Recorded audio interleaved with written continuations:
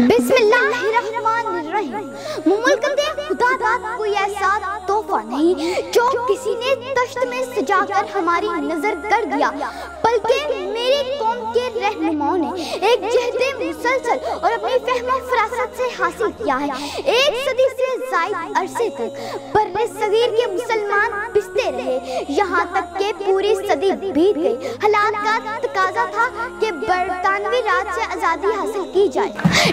23 मार्च 1940 का दिन Minto park Lahore और ऑल इंडिया मुस्लिम लीग का अजलास, जहाँ शेर बंगाल जनाब फजल हक ने एक अलग रियासत के क़याम की करारदाद पेश की, जिसे करारदाद पाकिस्तान के नाम से भी जाना जाता है। 23 मार्च 1940 का दिन तारीख का वो दिन है जिस दिन मुसलमानों ने अपनी आज़ादी के लिए अपनी मंजिल का तयन किया।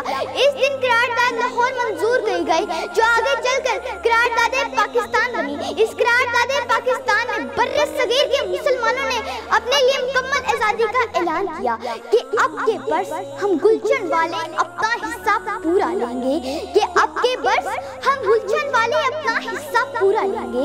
कांटों को तकसीम करेंगे, फूलों को तकसीम करेंगे, कांटों को तकसीम करेंगे, फूलों को तकसीम करेंगे। गुलामी की तारीख रात खत्म हुई, शहीदों ने अपने खून के उफक से आज़ादी का वो सूरज तुलू किया जो आज तक अपनी पूरी आबोताब से चमक रहा है। इन 70 सालों में हमने इन तमाम मकासद को पूरा किया या नहीं, ये सवाल मैं आप पर छोड़ती हूँ। अल्लाह मेरे मुल्क पाकिस्तान की खैर फरमाए।